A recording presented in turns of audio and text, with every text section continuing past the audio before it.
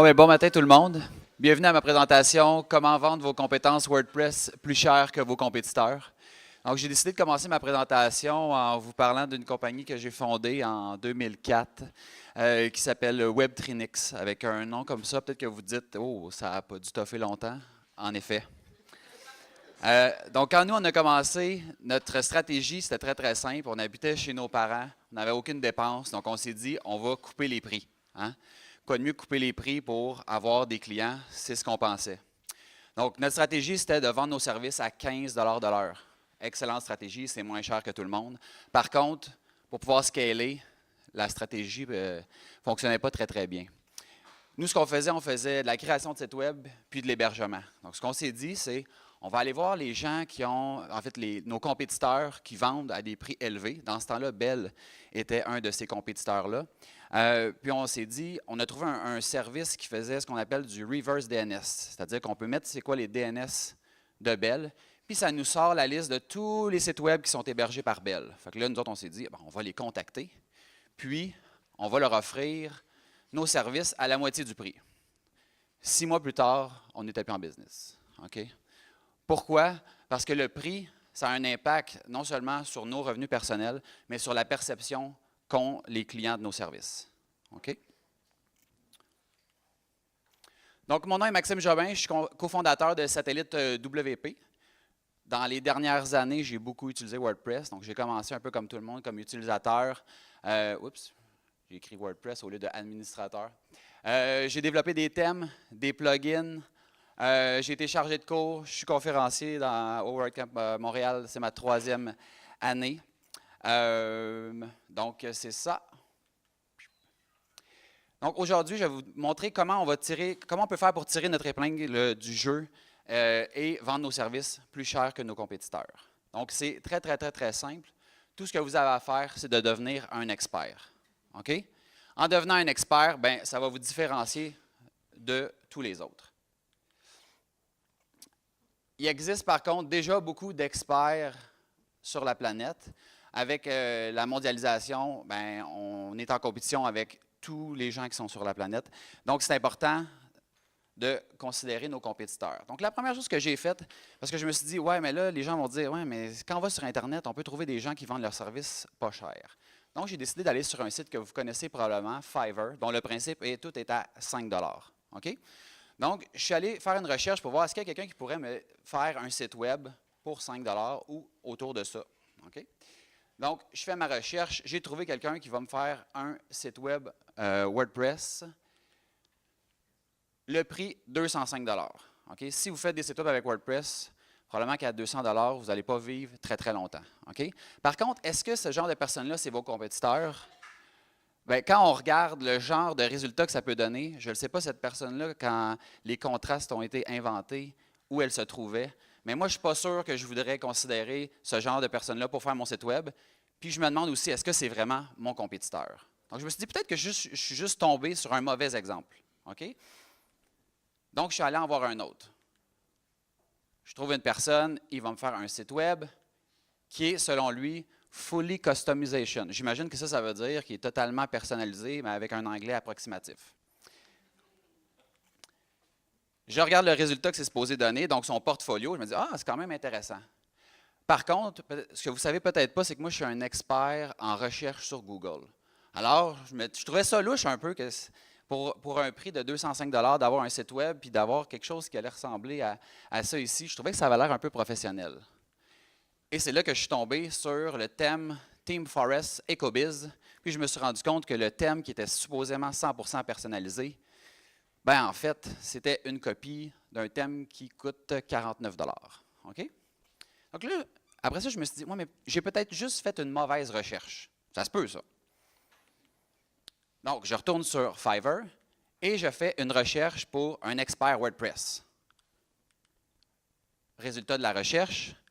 Si vous regardez attentivement, vous allez voir qu'il n'y a aucune personne qui est capable d'épeler WordPress correctement. Okay? Ça donne une petite idée sur la qualité de leur travail, potentiellement, et de leur rigueur. Okay? Donc, Si on veut devenir un expert, qu'est-ce qu'il faut faire? Bien, nécessairement, il ne faut pas faire ce que ces gens-là font. OK?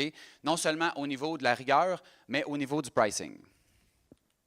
Heureusement pour vous, j'ai une formule pour ça. Une formule que tout le monde connaît, qui est la fameuse formule E à la 2 plus AM plus V égale TC.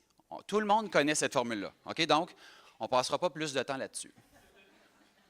Ah non, ça ne vous dit rien, cette formule-là? OK. On va l'expliquer. Donc, la formule, c'est l'expérience fois l'expertise, plus le fait de prendre une action massive, plus le fait de donner de la valeur à vos clients, égale tching. OK? Si vous faites ça, vous allez être en mesure d'augmenter vos prix, de donner plus de valeur, puis au final, de faire plus d'argent. OK? Pour arriver là, les gens qui ont du succès, quand on les regarde, souvent on a l'impression que à quoi ressemble leur évolution? Ça ressemble à quelque chose comme ça. OK? Pensez à Instagram, à Facebook, à tous les connus, tous les gens connus, tous les services connus. On a l'impression qu'ils ont parti tranquillement, puis ils ont monté.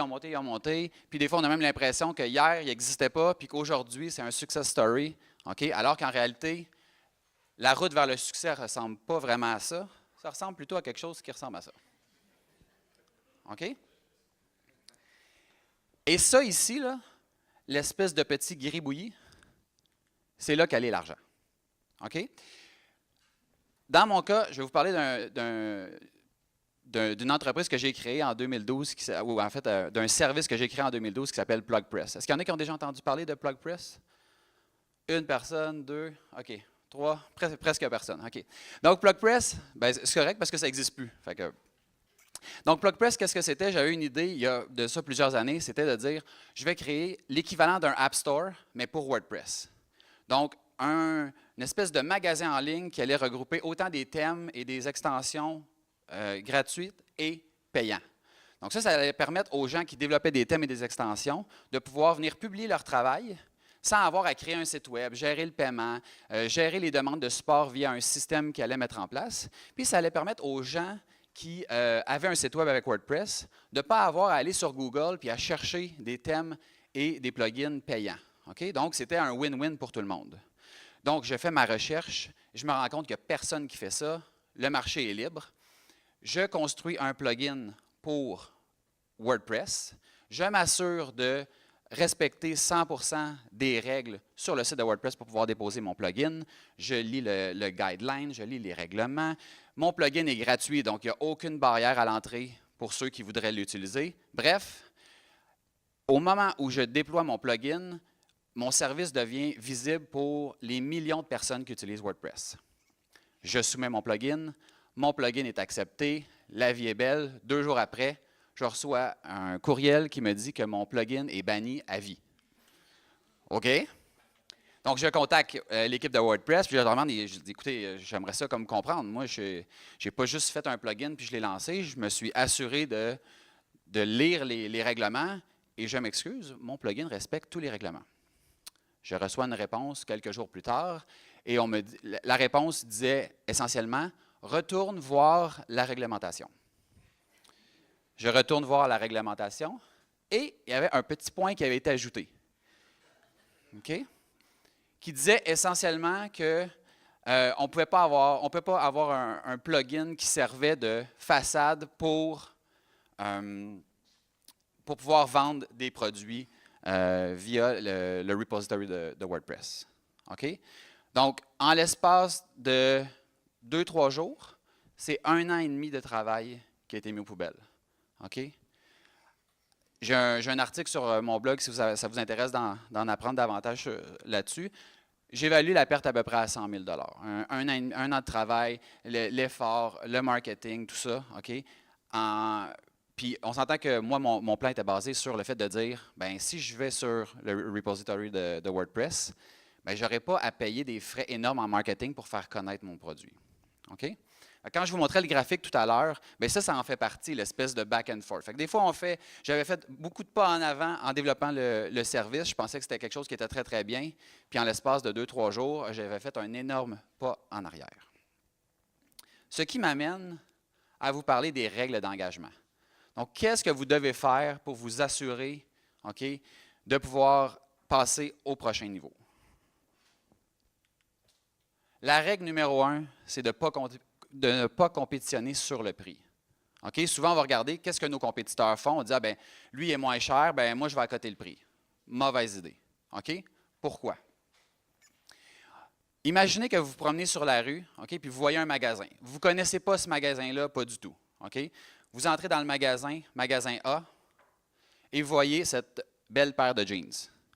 Le prix, 150 $. Okay? Vous dites, ah, ils sont beaux, mais 150, pas certain, je trouve ça cher. Vous sortez du magasin, vous continuez votre promenade, vous voyez un magasin B, vous entrez à l'intérieur et il y a une seconde paire de jeans. Cette paire de jeans, qui est la même, coûte 95 $. Okay? Vous ne connaissez pas ni un ni l'autre des magasins. Okay?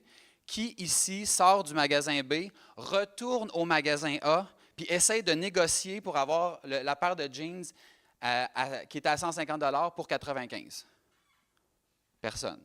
Tout le monde va acheter la deuxième paire de jeans. Okay? Pourquoi je vous dis ça?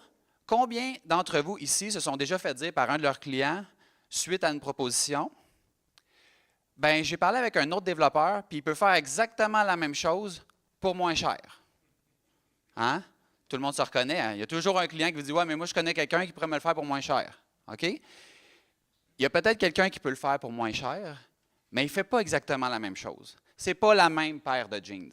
Okay? Pourquoi votre client il vous rappelle et essaie de vous négocier? Parce qu'il aime mieux votre service et votre offre, mais il aime mieux le prix de celui qui en offre moins. Okay? Donc ça, c'est très, très, très important de se rappeler de ça. Si vous compétitionnez sur le prix, il y aura toujours quelqu'un pour faire ce que vous faites moins cher. Okay? Deuxième règle d'engagement, vous devez être la référence pour vos clients. Okay? À titre d'exemple, moi, j'aime la performance. Okay? Pour la majorité des gens, WordPress, pour que ça puisse fonctionner, ça prend Apache, PHP, puis MySQL. Puis ça s'arrête là. Okay? Par contre, au niveau de la performance, si vous vous êtes renseigné un peu, vous savez que ben, ça, c'est juste le début. Okay? Si vous êtes rendu une coche plus loin, peut-être que vous savez que ça vous prend un plugin de cache. Okay? Donc, par exemple, WP Rocket. Puis moi, j'ai voulu pousser ça un peu plus loin, puis en apprendre davantage pour que quand je fais un site, quand je travaille sur un projet, bien, je suis en mesure d'optimiser de A à Z. Okay? Qu'est-ce que ça veut dire? Bien, je sais maintenant qu'au lieu d'utiliser Apache, je peux utiliser Nginx, qui est une alternative qui a des avantages comparativement à Apache. Au niveau de la BD, au lieu de MySQL, je peux utiliser MariaDB. Il existe des services comme Cloudflare qui permettent du caching au niveau des fichiers, des requêtes DNS. Il existe Memcache, Redis. On peut également faire du caching au niveau des différents browsers. S'assurer qu'une fois que l'image a été envoyée, par exemple, bien, on la garde sur l'ordinateur de notre client, donc on n'a pas besoin d'aller la rechercher. Okay? J'ai également créé une configuration qui s'appelle Rocket Nginx, qui permet d'accélérer encore plus le site web en utilisant un mélange des avantages de Nginx et de WP Rocket. Puis là, ça, c'est sans parler du fait qu'on peut aussi faire de l'optimisation au niveau des images, on peut distribuer la base de données et on peut faire aussi du balancement de charge. Okay? Il y a peut-être plein de choses là-dedans que vous dites, oh, mais j'ai aucune idée de quoi tu parles. Okay? Mais c'est normal. C'est moi l'expert là-dedans. Peut-être que vous n'êtes pas expert dans d'autres choses, dans ça, mais vous êtes expert dans autre chose. Donc, c'est à vous de savoir exactement dans quoi vous êtes bon et de pousser cette connaissance-là aussi loin que vous pouvez pour que quand quelqu'un a une question qui touche à votre sujet, la première personne à qui il pense, c'est à vous. Ça, c'est l'étape numéro 1.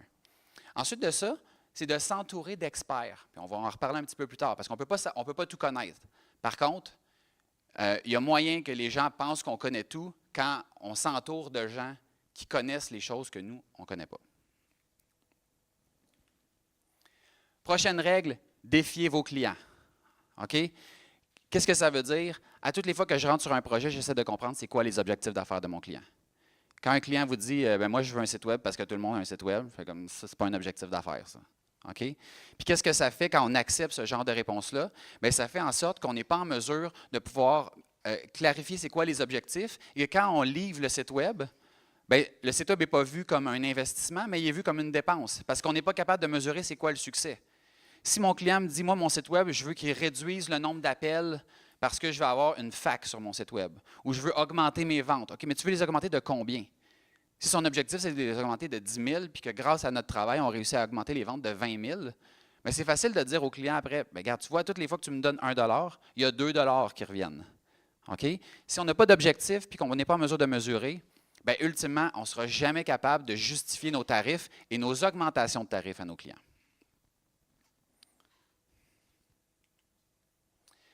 Ensuite de ça, donner plus de valeur. Okay? Qu'est-ce que ça veut dire, donner plus de valeur? Bien, la première des choses, c'est faites-en plus que vos compétiteurs. Okay? Qu'est-ce que vous pouvez faire que vos compétiteurs ne font pas qui vont vous démarquer? Okay? Ça peut commencer par des choses super simples. Ça peut être de faire des recommandations à vos clients. Souvent, les gens, ce qu'ils vont faire, c'est que le client va demander quelque chose, va demander A, la personne va livrer A. Okay? Bien, moi, j'essaie de livrer A+. A plus quelque chose qui va peut-être me ramener d'autres business ou qui va faire penser au client. As-tu pensé que peut-être ton marketing, moi je ne suis pas un expert marketing, mais moi je consulterais peut-être quelqu'un ou j'essaierais de voir pour telle chose. As-tu pensé à, puis de donner de la valeur comme ça à nos clients. Ensuite de ça, offrez plus que ce que vos clients vous demandent. Votre client vous demande, par exemple, je ne sais pas moi, un site de commerce en ligne, puis il arrête ça là. OK? Mais est-ce qu'il a pensé que peut-être il pourrait avoir un forum? Est-ce qu'il a pensé que, je ne sais pas moi, il pourrait avoir un chat sur le site? Est-ce qu'il a pensé à... Puis là, c'est à vous, comme expert, de définir ce à quoi le client n'a pas pensé, mais qui pourrait l'aider. OK? Puis vous allez voir que quand vous vous spécialisez dans quelque chose, vous allez commencer à avoir des patterns, puis les clients ont à peu près tous les mêmes problèmes. Fait que l'exercice que vous allez faire une fois, mais vous allez être capable de répliquer cette recette-là, puis juste faire des petits ajustements à chaque fois. Okay? Puis c'est là que ça devient payant. Ensuite de ça, rendez votre offre irrésistible. Okay? Dans le fond, ça peut être via une garantie, via un essai gratuit, via une possibilité de remboursement. Faites en sorte que ça soit simple pour le client et que ce soit très, très difficile pour lui de dire non. Exécutez le travail le plus rapidement possible. On sait tous que le temps, c'est de l'argent. Les clients veulent toujours avoir les projets pour hier. S'il y a des choses que vous pouvez automatiser dans votre business, faites-le. Tout ce que vous faites manuellement via des copier-coller, ça peut être automatisé. Si vous n'êtes pas en mesure d'automatiser, trouvez quelqu'un qui peut le faire. Il existe des services comme, je ne sais pas si vous connaissez, Zapier. Bon, ça permet de venir interconnecter différents services. Il y a des courriels qui peuvent être envoyés automatiquement. Il y a des factures qui peuvent être générées, etc., etc. Donc, ça, c'est une façon d'automatiser en faisant des drag and drop. Okay? Plutôt que de payer un développeur, bien, ça peut être un bon départ pour voir ce que vous pouvez faire. Et finalement, soyez structuré et rendez le processus simple et efficace. Ce n'est pas le client qui vous appelle pour savoir où vous êtes rendu. C'est vous qui appelez le client et vous vous dites, OK, là, on est rendu à tel pourcentage du projet. La semaine prochaine, on attaque telle partie. Puis c'est vous qui vous assurez que vous êtes au-dessus de la mêlée. Okay? Autrement, si le client a tout le temps besoin d'appeler pour savoir où en est le projet, c'est fatigant.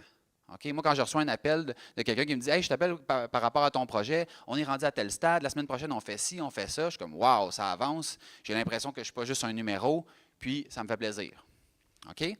À titre d'exemple, j'ai un ami, Simon, pour ne pas le nommer, qui est impliqué au niveau de... Il y a une compagnie, et il travaille avec des concessionnaires automobiles. Lui, il s'est rendu compte qu'en formant les gens dans les concessionnaires, tu as beau leur expliquer que rendu à 40 000 km, il y a telle chose à changer, telle chose à changer, ça ne rentre pas dans la tête des employés, pour une raison quelconque. Okay? Fait que lui, ce qu'il a décidé de faire pour en offrir plus que ce que le client demande, c'est quand un client arrive au concessionnaire, il prend la marque, le modèle, l'année, le kilométrage, puis ça sort automatiquement un rapport de tout ce qui pourrait être fait sur le véhicule. OK? Et toutes les options sont cochées. Et c'est au client de décocher les options qu'il ne veut pas avoir. Fait que si le client il rentre pour un changement d'huile, quand il arrive, il y a le changement d'huile qui est coché, mais tout le reste aussi est coché. Fait que s'il y a, mettons, je ne sais pas moi, balancement, rotation des pneus, etc., tout est coché. Fait que ça permet au client de voir tout ce qui est possible de faire. Puis des fois, le client va dire « Ah, c'est le temps de changer le liquide de refroidissement. Bon, bien, faisons-le. » Si vous ne l'offrez pas à votre client, jamais le client va pouvoir savoir que ce service-là existe. OK? Donc, en faisant ça, les ventes ont augmenté de manière drastique. Puis ça fait en sorte qu'il est capable de rentabiliser ses clients et de leur offrir un service qui est vraiment totalement différent de ce que les autres font. OK? Puis quand il y a un vendeur, un nouveau vendeur ou un vendeur plus ancien, tout le monde a le même principe. Et c'est ultra simple pour les employés. Mais pour ça, il a fallu qu'ils mettent en place ce qu'il appelle, lui, un rapport d'opportunité raté. Puis c'est de voir à toutes les fois, c'est qu'est-ce qu'on aurait pu vendre, puis finalement, qu'est-ce qui a été vendu, puis qu'est-ce qu'on a manqué. Puis après ça, il ajuste son modèle. Puis de fois en fois, bien, comme il informe ses clients de ce qui est possible de faire, bien, les clients en prennent plus, en prennent plus, en prennent plus, et ça lui permet de faire plus de ventes. Règle numéro 5, focus sur le retour sur investissement.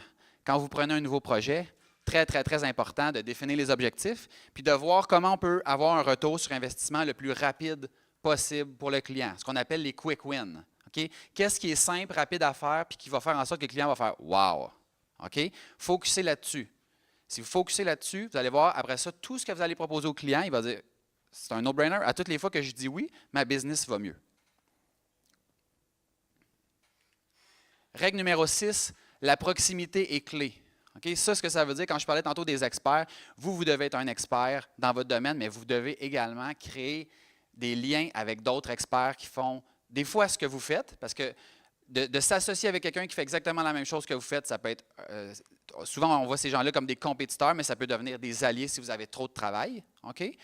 Puis aussi, bien, ça vous permet de diversifier votre offre. Okay? À titre d'exemple, Jean-François Arsenault de Satellite WP, mon partner, je l'ai rencontré au WordCamp en 2011. On attendait en ligne pour aller prendre une crème glacée. Okay? Il y avait un camion de crème glacée dans ce temps-là. On commence à jaser parce qu'on attend puis c'est long. Aujourd'hui, ben, on a une business ensemble. OK? Rémi de WP Rocket, Rémi, il est là. OK? Bon. C'est une personne, j'ai créé une configuration pour WP Rocket. L'année passée, je me suis assis avec Rémi. On a fait des améliorations à ma configuration, à WP Rocket. Là, tout va mieux. Puis, si j'ai besoin de Rémi, je le sais, j'envoie un courriel, c'est pas très, très long, puis il répond. OK? En plus, il est là. En arrière là, vous avez juste à aller le voir. Si vous voulez parler d'un plugin de cache, quoi que ce soit, c'est la bonne personne. Josh Pollock de Caldera Farms, okay? Une autre personne avec qui j'ai créé un lien. Il est ici à Montréal. Okay? Allez le voir, allez y parler. Rémi a fait une présentation, Josh a fait une présentation, Jean-François va faire une présentation. Et il y a aussi Michel de WP Rocket qui est ici. Okay? Elle aussi, elle a fait une présentation. Mis à part Jean-François, les autres ont tous déjà fait leur présentation. Fait que si vous ne savez pas comment les aborder, juste allez dire « je suis allé voir ta présentation, j'ai bien aimé ça ». Okay? Puis là, il va vous répondre, puis là, la conversation est engagée. Okay? Aussi simple que ça. D'autres personnes qui sont maintenant des amis, donc Adam de SiteLock, Chris qui était anciennement de Better WP Security, puis Matt de Give. Et la prochaine personne, ben, c'est vous. C'est à vous de créer des liens. Venez créer un lien avec moi, venez me voir, je ne mords pas. Okay? Puis ça va me faire plaisir de vous parler puis de voir comment je peux vous aider puis de savoir comment vous pouvez m'aider. OK? Et finalement, faire preuve d'action massive. Okay? Si votre objectif, c'est de faire, par exemple, 100 000 cette année, puis que vous faites un plan pour faire 100 000, à toutes les fois que vous allez rater une petite opportunité, bien, le 100 000 va devenir 98, 97, 96, 90. Puis à la fin de l'année, vous allez peut-être faire 80. Okay? C'est pas que 80, c'est mauvais, mais c'est pas proche du 100 000 que vous vouliez faire. Si vous voulez faire 100 000, visez 1 million. Okay? En visant 1 million, bien là, vous allez devoir penser différemment. Vous n'atteindrez probablement pas le million, mais vous allez probablement aussi faire plus que 100 000. OK? Puis la pensée positive, ça ne fonctionne pas. OK? Arrêtez de rêver, arrêtez d'en parler, faites un plan, puis passez à l'action. OK? C'est ça qui va faire la différence. Tout ce que j'ai aujourd'hui, c'est à cause des actions que j'ai posées. Tout ce que je n'ai pas aujourd'hui, c'est à cause des actions que j'ai posées. Okay? Donc, c'est important de le comprendre, puis de faire en sorte que oublier la compétition, oublier le marché, l'économie, c'est la faute de ci, c'est la faute de ça. Faites-en plus. Faites-en plus, faites-en plus, faites-en plus. C'est sûr que ça va marcher. Okay? Tout le monde ici a 24 heures dans une journée. Il n'y a pas personne qui a plus que 24 heures. Tout le monde a une opportunité égale. Okay? Plan de match. Donc, voici ce que vous devez faire. Définir dans quoi suis-je ou devrais-je être la référence. Donc, ça, c'est votre devoir. OK? Définir ça. Si vous avez une vision claire, vous allez être en mesure de voir où vous en allez. Puis si vous voyez où vous en allez, ben, vous allez pouvoir vous rendre. Si vous êtes dans votre auto, puis vous voulez aller à un endroit, puis vous ne savez pas il est où cet endroit-là, vous ne vous rendrez jamais. Puis si vous regardez dans le rétroviseur, donc si vous regardez dans votre passé, bien, vous ne vous rendrez pas non plus. Okay? Donc, abandonnez le passé, focussez sur le futur, et vous allez réussir. Qu'est-ce que je peux faire concrètement pour en donner plus à mes clients? Okay? Donc, définir ça, puis faites-le. Commencez par des choses qui vont peut-être vous prendre 1 heure. Ça peut être de dire, genre, je vais écrire dans Word une liste de recommandations. Quand je fais un site web, ben, il faut que le client me donne ça, puis le pourquoi. Vous sauvegardez ça en PDF, puis et voilà. OK? Puis là, si vous en faites plusieurs, bien, vous pouvez les combiner, puis ça vous fait un e-book. OK? Est-ce que mes prix représentent le retour sur investissement de nos clients? Si vous dites, moi, je n'ai pas d'objectif, bien, il n'y a pas de retour sur investissement possible. Puis si vous vous rendez compte que vous faites des sites pour 1 000 $ puis que les clients vendent pour 100 000 par année avec vos sites, bien, vous ne chargez pas assez cher. OK? À qui puis-je parler ce week-end pour agrandir mon réseau? Il y a plein de gens ici, juste à côté de vous. Faites un effort. Quand la présentation va être terminée, tournez-vous à gauche, tournez-vous à droite. Parlez à la personne qui est en avant de vous, en arrière de vous. Présentez-vous. Vous allez peut-être pouvoir faire des contacts avec des gens qui vont pouvoir vous aider. Peut-être demain, peut-être la semaine prochaine, peut-être dans 1 an. On ne sait jamais. OK? Et finalement, qui peut me coacher ou devenir un mentor pour me challenger? Si vous êtes freelance, si vous êtes tout seul, vous êtes au top de la pyramide. OK? Il y a juste vous qui pouvez décider de ce qui va se passer dans votre business.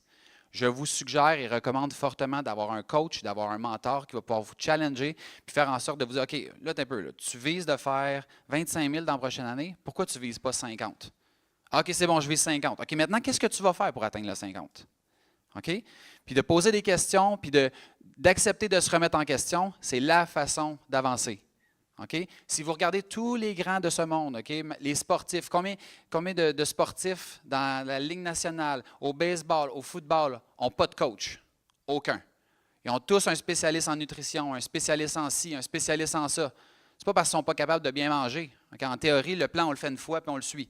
Mais on le sait. Le plan, on le fait 1 fois, on le suit pendant 1 semaine, 2 semaines, 3 semaines, puis on l'abandonne tranquillement. C'est là que le mentor, c'est là que le coach va pouvoir vous ramener à l'ordre et vous dire, OK, non. Là, il faut que tu continues, il faut que tu en fasses plus. Là, tu t'es adapté à ce plan-là. Bien là, on va en faire un qui est un peu plus rigide, puis après ça, vous allez pouvoir continuer votre progression.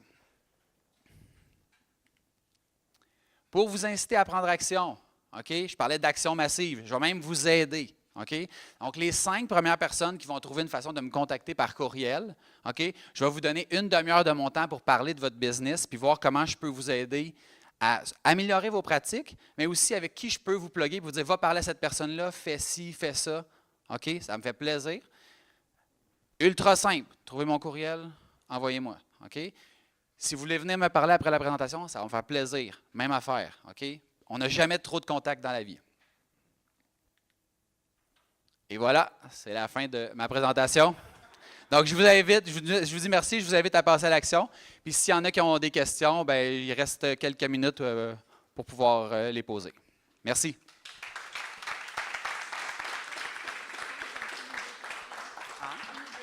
Okay. Est-ce qu'il y a des questions?